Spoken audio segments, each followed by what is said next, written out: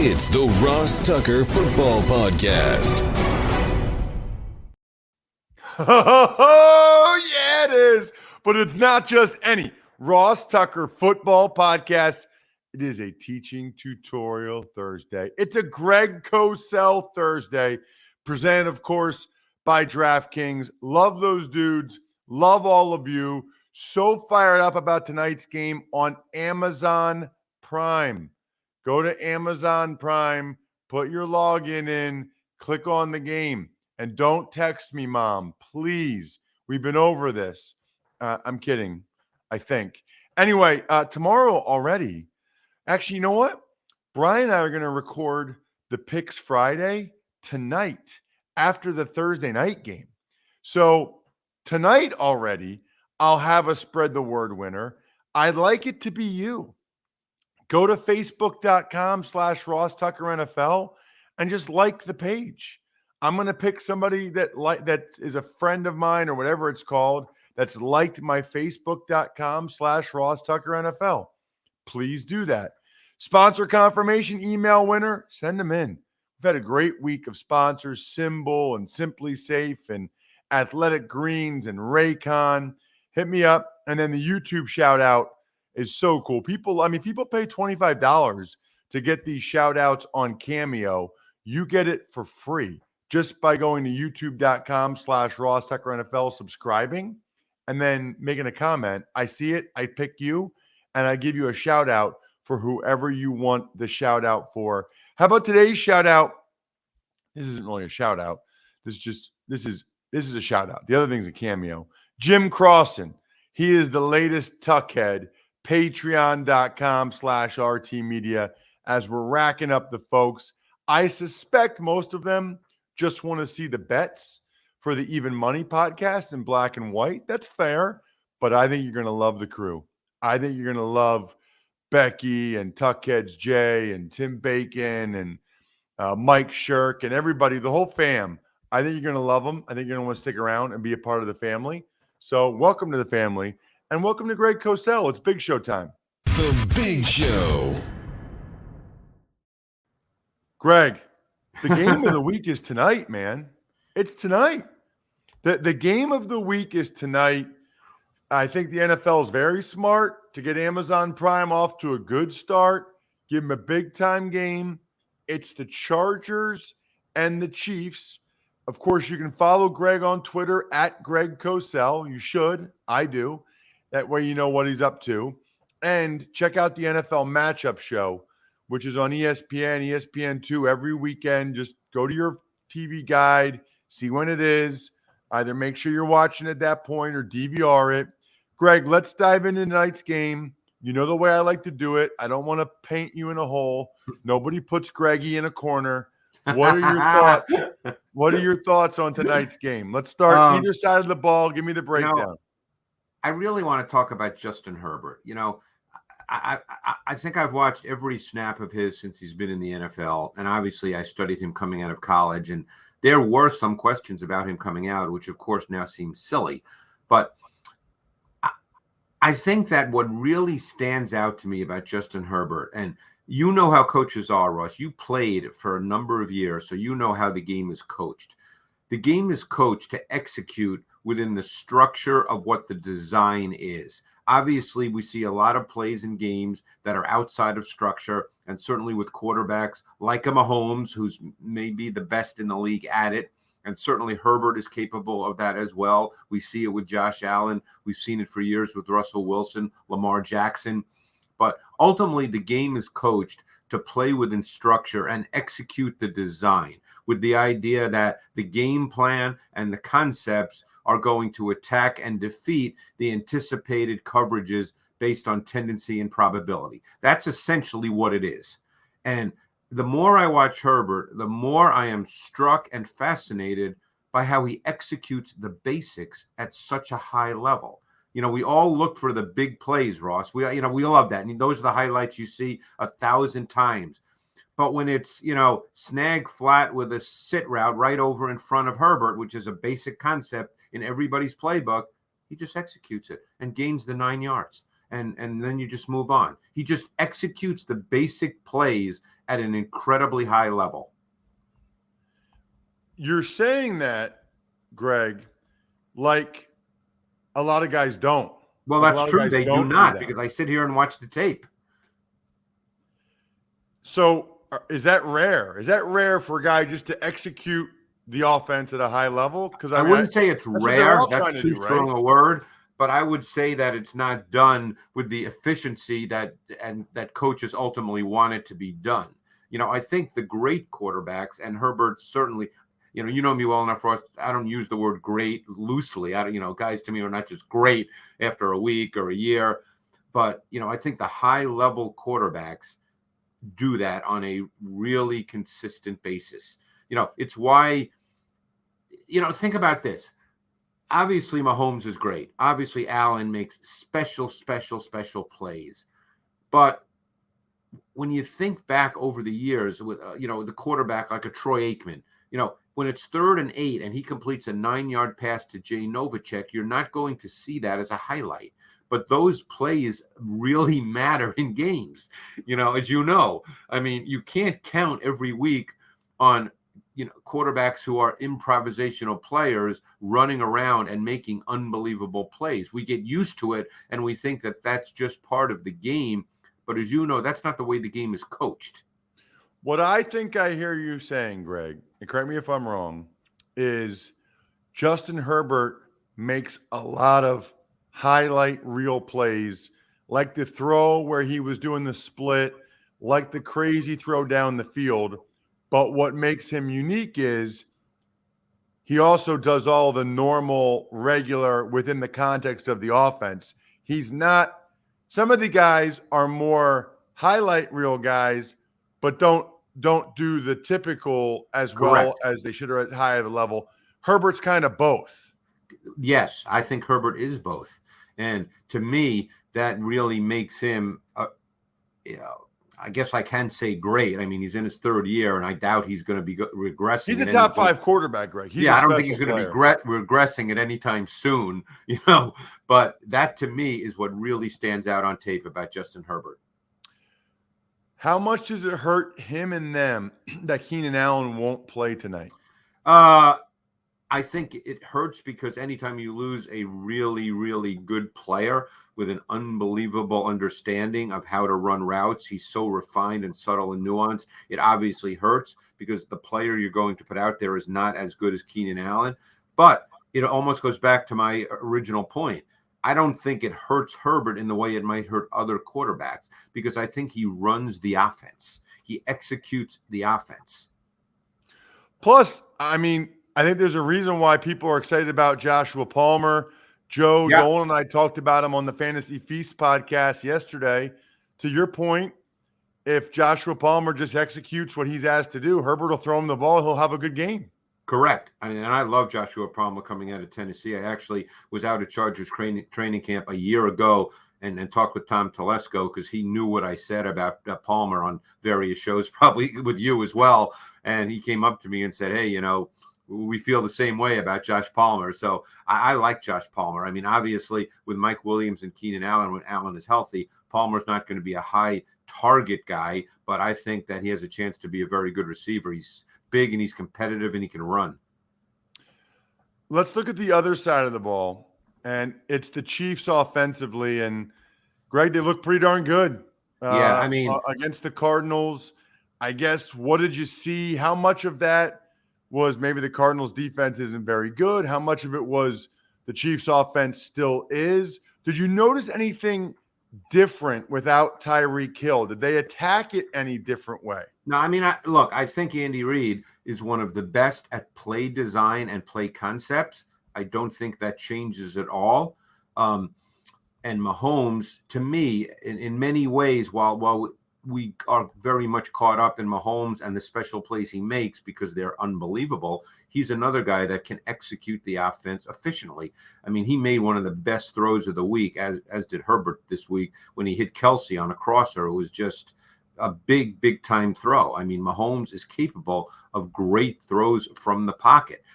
He's just so good at getting outside the pocket. So that's what we think about. So I think that Andy Reid's play designs, pass game concepts, they will take care of what's needed to be taken care of. People may remember last year that Chiefs offense became somewhat condensed. A lot of teams, and now it's going through the league, a lot of teams are playing quarter structure concepts. They don't always stay true quarters, but it's quarter structure concepts to take away seam balls, to take away the big explosive plays. And as a quarterback and as a play caller and play designer, you now have to put together a plan that attacks that with efficiency. And Mahomes is absolutely capable of that. He did it a year ago. He made a really good adjustment, probably week 5, 6, 7. He had a few games where he struggled, and he now made the adjustment. And he's running that offense very efficiently as well, with that big play capability at any time. Were they different in any way without Tyreek Hill? Did you know, was there anything that was noticeable or not really? One game to me, and I haven't studied that game, and I have to look at that in a little more detail. So to be honest, because I don't want to speak out of school, Ross, I can't answer that question. Ravens, Dolphins. I think it's a sneaky important game. They're So do both I. 1-0. What interests you in this one? I think the offense of Miami really fascinates me. I watched that in great detail because Tua, has obviously been a polarizing player. And what really stood out to me is I think Mike McDaniel absolutely understands Tua's strengths and limitations, and he has structured the pass game to maximize his strengths and minimize his limitations. And what I mean by that quickly is Tua is a timing and rhythm thrower. He's incredibly quick on his drop and his set and gets the ball out. That's his game. So what you need to do is create concepts that allow him to do that. He's not a pure deep ball thrower. Now, a fade ball, a well-designed post route, he can make those throws. Those are not arm strength throws. But late in the down, drive the ball down the field throws, that's not to his game. So I think one reason they got speed, this is just an interpretation now. It's just a thought that I've had watching their offense week 1 and just thinking about Mike McDaniel and his background. I think one reason they got Hill, and obviously they had Waddle and still have him, is not because they're going to throw deep balls, Ross, because you cannot play press against those two guys very much because you'd be concerned that they'd immediately run by you. And number 2, they use so much motion. They used motion more than any team in the league last week.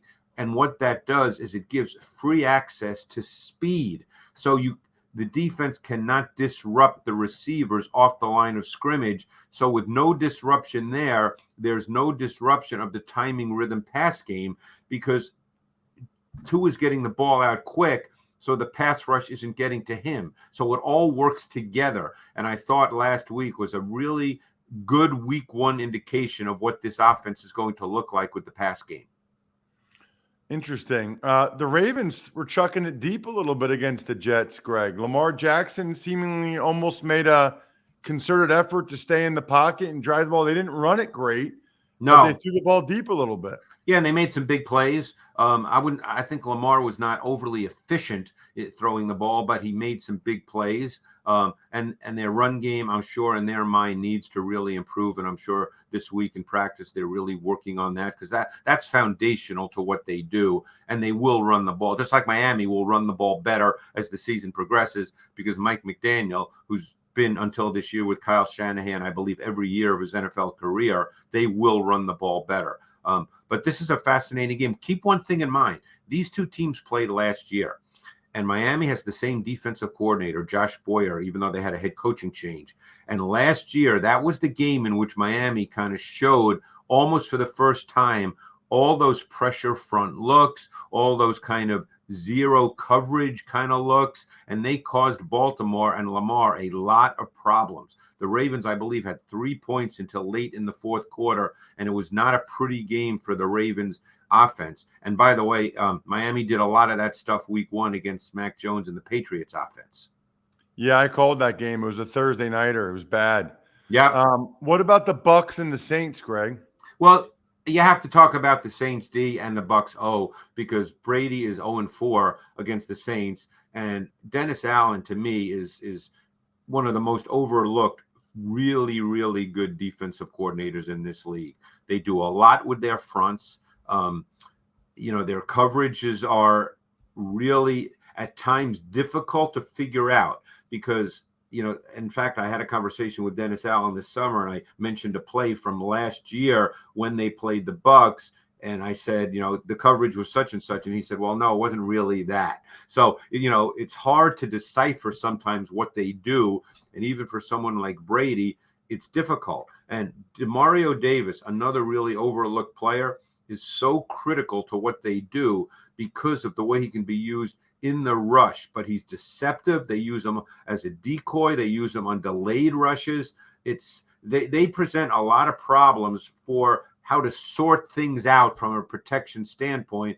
And we know they have 3 new players inside, and Donovan Smith is now out as well. So this is going to be very interesting on that side of the ball. One other point I want to make, which has not been talked about at all this week in social media anyway.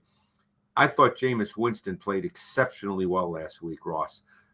He threw the ball really well. He saw things well.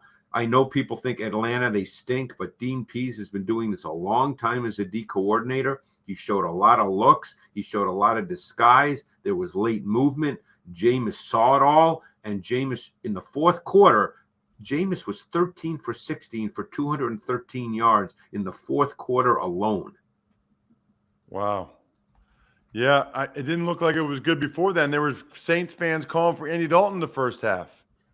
Yeah, well, Jameis, I've always felt that Jameis is a good quarterback, and obviously he's thrown interceptions throughout his career, and we'll see how it goes.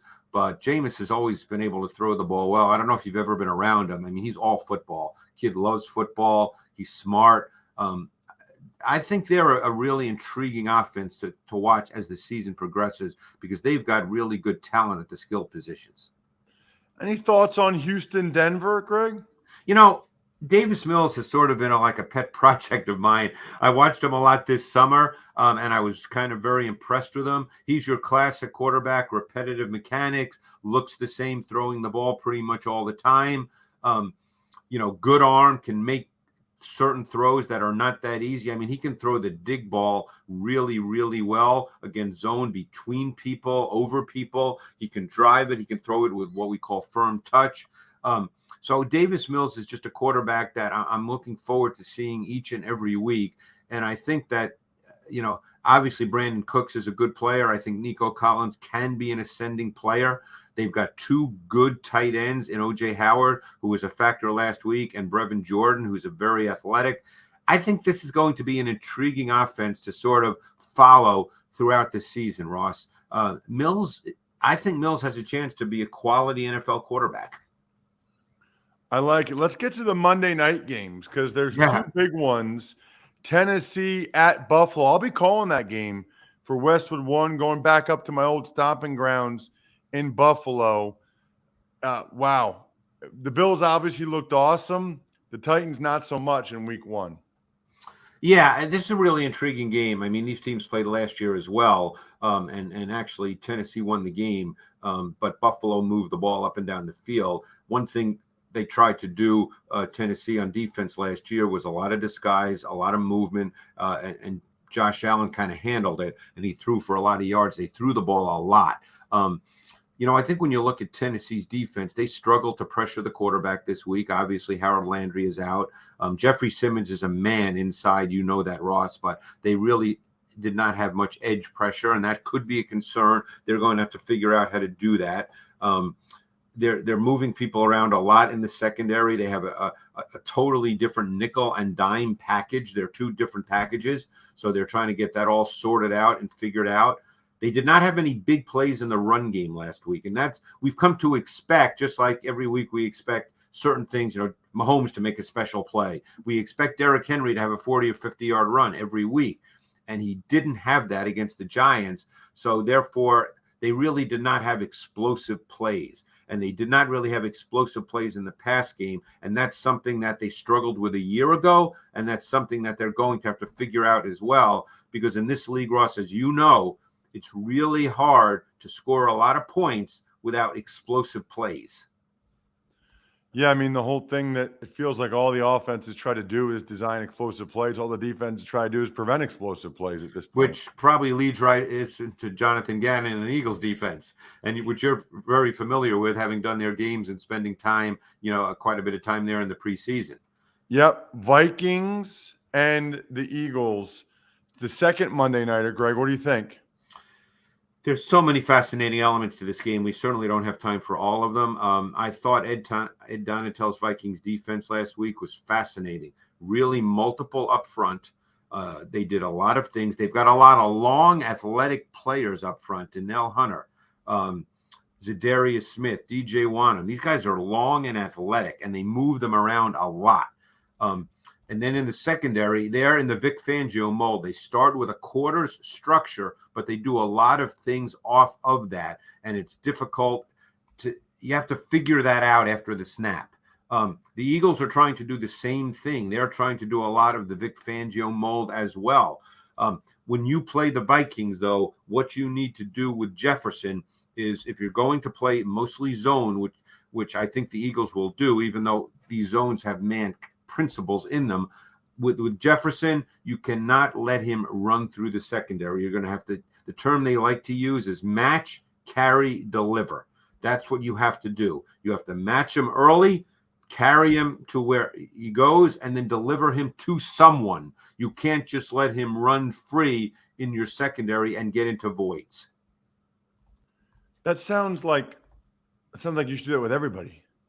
Well, it's schematically part of what they do, in this defense, but it's especially important with someone like Jefferson. There were a number of miscommunications / busts by the Packers defense a week ago, and Jefferson was totally free. That can't happen. Now, keep one thing in mind. Adam Thielen's pretty good too. So, you have to be careful. It'd be nice to walk away from the game and say, oh, well, Jefferson had 5 for 72, but you don't want Thielen to be the guy that gets 9 for 150. At Greg Cosell on Twitter, NFL matchup show this weekend. I call him the civilian GOAT for a reason. Thank you, Greg. Thanks, Ross. I don't know if Greg takes AG1 like I do, but he probably does because he's smart. And even with 43 years NFL films, he's on top of his stuff. I started taking it for 2 reasons. One is better gut health. The other one is I don't eat enough vegetables. It's really that simple. And it's a great way to absorb 75 high-quality vitamins, minerals, whole food source superfoods, probiotics, and adaptogens to help you start your day right. I take them first thing in the morning, empty stomach, because it's better for my stomach, and I love the fact that it costs less than $3 a day. That's worth it to me. Look, we all have to put a price on our health. To me, that's more than worth it. It's just 1 scoop in a cup of water every day. That's it. No need for a million different pills or whatever.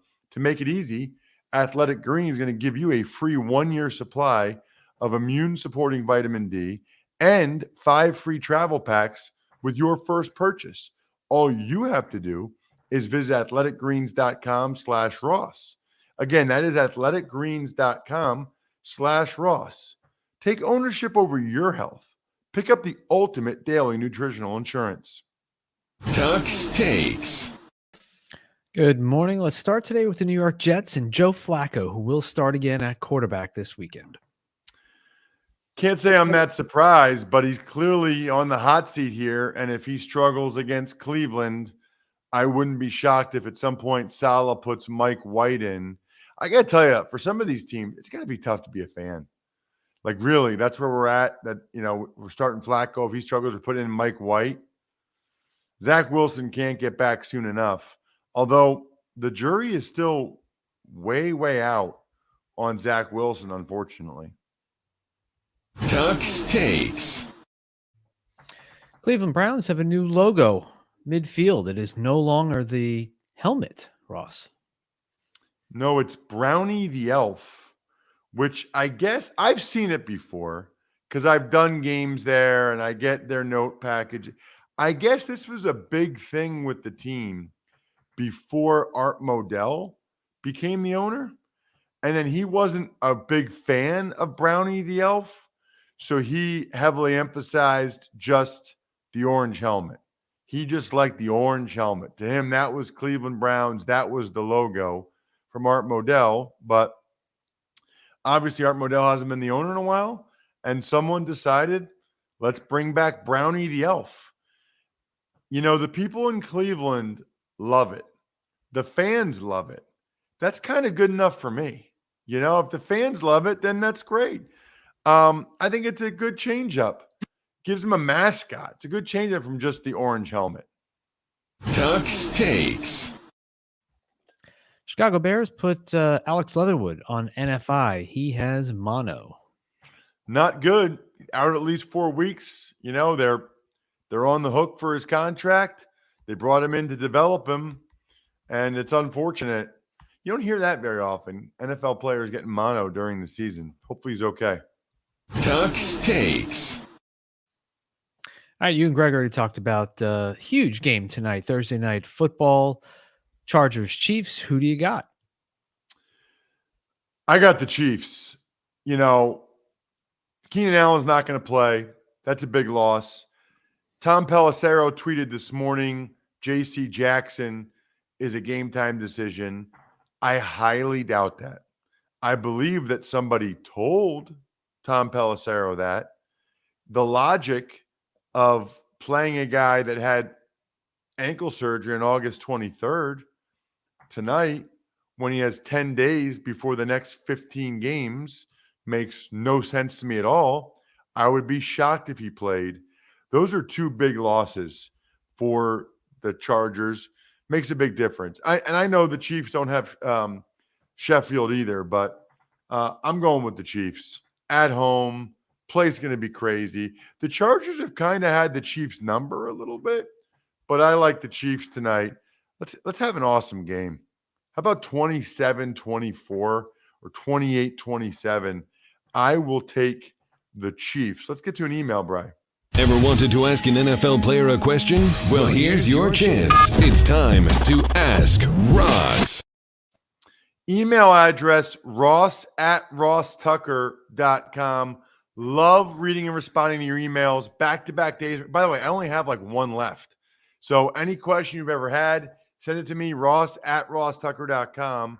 Make sure you take advantage of one of our awesome sponsors and you have that in the email. That way I'll get to you right away. What do you got, Bri? From Glenn in Nashville asked today, so Ross, I quit playing fantasy football after 15 years due to my new love for competitive pinball. I understand it's a niche hobby, and I'm curious if you have any niche hobbies. So, first of all, I say niche hobby. You say niche? Yes. I feel like niche is like you're pretending to be like rich. Niche hobbies. It's niche hobbies, right?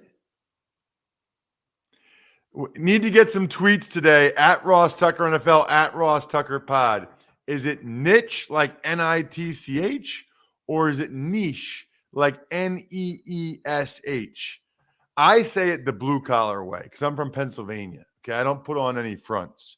I don't have any niche hobbies. No, I really don't. I have football, then I ski. I get a decent amount of beer pong in, and then the summer I go to the beach. I don't think I have any niche hobbies unless you consider beer pong a niche hobby. No, I really don't. Bri, do you? No, I really don't. Too much time working and spending time with family. That's my hobbies. Yeah. I mean, competitive pinball, that's interesting. Maybe someday, but no, that's kind of the cool thing is that my job is what I like to do. You know, like football is what I like to do. Like that's my hobby, but it's also my job. Shout outs, myfrontpagestory.com, Pizza Boy Brewing, Sporticulture, HumanHeadNYC.com, SteakhouseSports.com, go-bangles.com, Evergreen Economics. We'll have the Friday pick show we posted after midnight tonight. So you guys will be good to go first thing in the morning, even over across the pond. Enjoy the game. We're done here. Thanks for listening to the Ross Tucker Football Podcast. Make sure to also subscribe to the Fantasy Feast, Even Money, Business of Sports, and College Draft. All available at Apple Podcasts, rosstucker.com, or wherever podcasts can be found.